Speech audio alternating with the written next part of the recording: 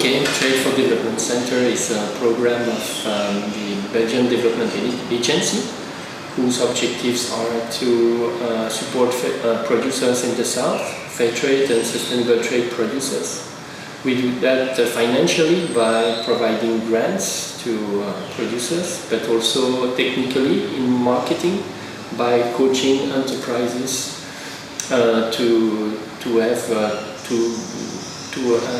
better capacity in marketing and business management. We also inform people in Belgium about fair and sustainable trade, and we raise awareness of public authorities, consumers, businesses in Belgium about fair and sustainable trade. Yes, for sure, since 2001, and strategic note on social economy. Fair trade is a tool of the Belgian Development Cooperation to fight against poverty. It's an official objective since 3 years now. In the latest law on development cooperation, it's mentioned that promoting and supporting fair trade is an objective of the official development cooperation. And why? Because we saw that fair trade has a real impact on the ground in the producer organization with better revenues and better working conditions, and it's also good for the environment. Okay, the Fair Trade Week is a good example, but we, since last year, and a breakfast at the Belgian Parliament. We organized a breakfast at the Belgian Parliament. We have now a group of deputies who, on a regular basis, work on fair trade topics. It's an informal group organized by TDC in the Parliament, and it's only the beginning, but it's very interesting. We started with we try to have more products consumed by the Parliament, not only coffee, but also orange juice, chips, and a lot of others. And at the end of this year, we will work on the child labor in the cocoa production issue.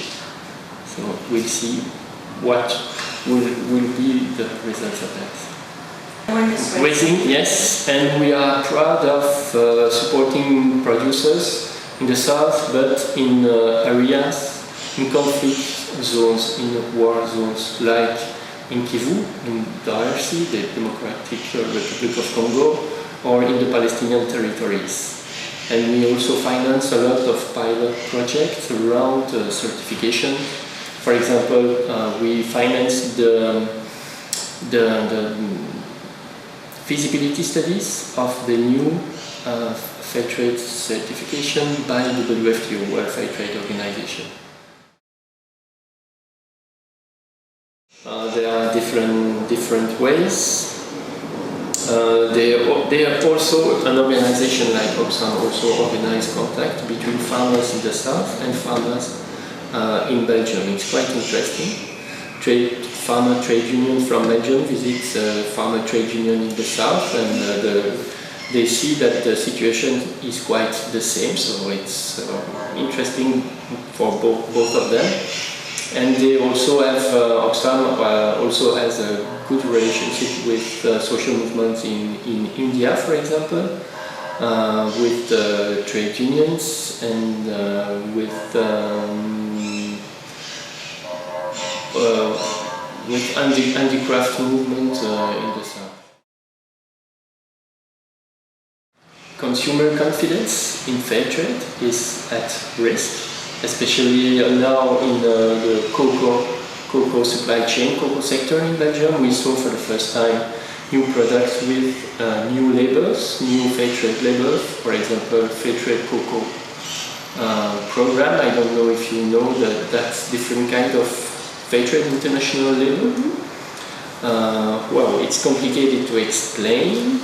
For example, if a big company imports a lot of cocoa, certified cocoa, but the end product is not a fair trade one. For example, chocolates. For chocolate tablets to be fair trade certified, you need both the cocoa and the sugar to be certified. But with that new program, even if you only have one of those products certified, let it be cocoa or sugar, they can put a label on the product, but another one. And it could be very confusing for the consumer, and it's a lowering of the fair trade criteria. Mm-hmm. Yes, or only one product among thousands of different products, only one product, fair trade products, and a lot of communication on it. So,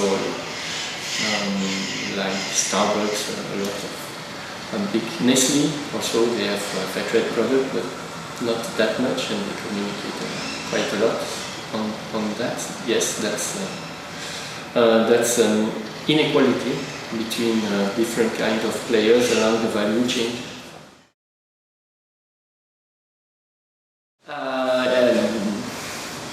It's very interesting because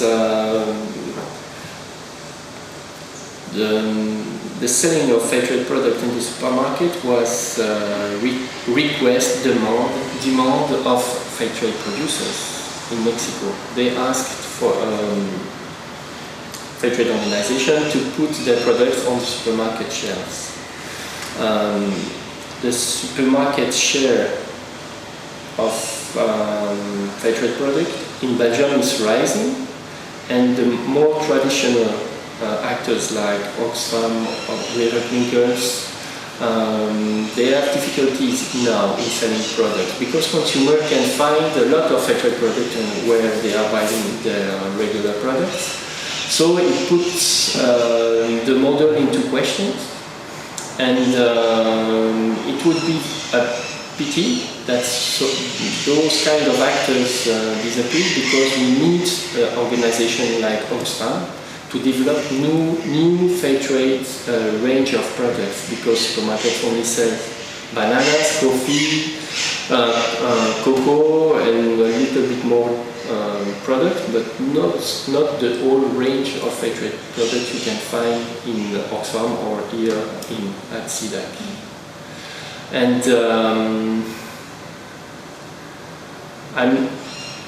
I'm not sure. I doubt that one day all the products sold in a supermarket would become fair trade.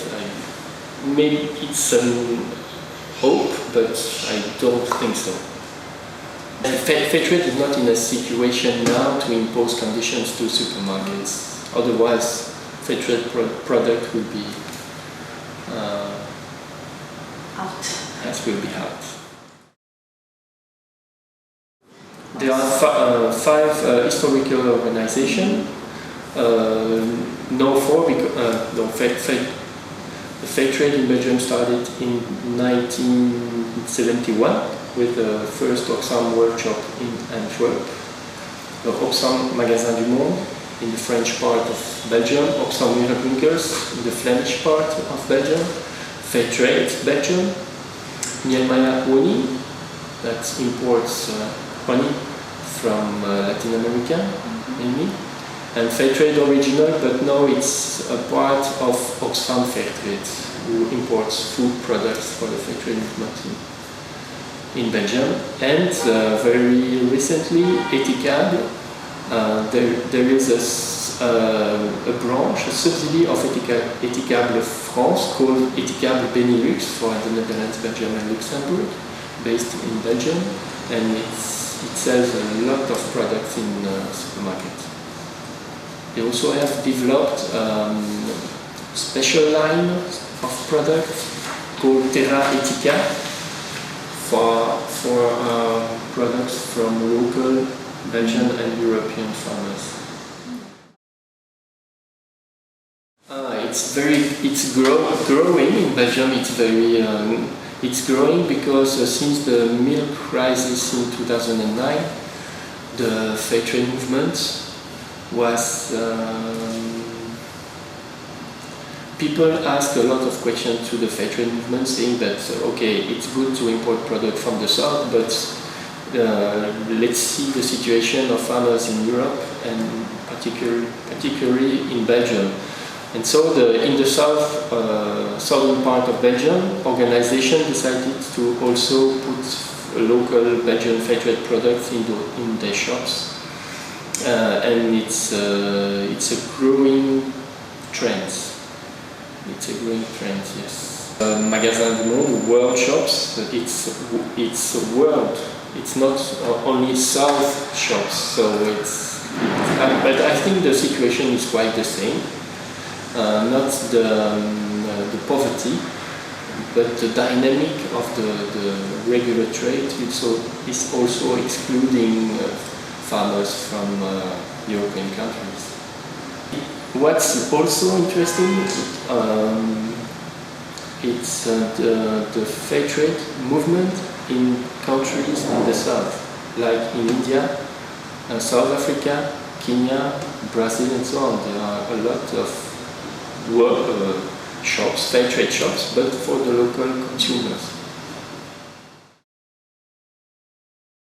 In legislation, we will only, for the time being, it's only resolutions. There are different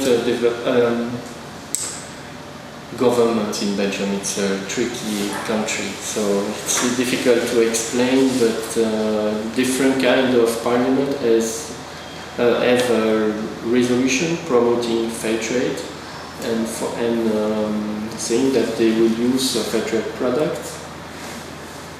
We are in the process of having Belgium called Fair Trade Nation by 2020, and one of the criteria is that 80% of all governments, parliament ministries consume at least 2 fair trade products. It's quite advanced, but only for coffee, cocoa, orange juice, and other products. But it's very advanced at the local level, because there are the Fair Trade Town campaign, which is very developed in Belgium. I think we are the third or fourth most important country in Europe. We have 191 municipalities that are labeled fair trade. Fair trade town? Yeah. Out of around 600, so one municipality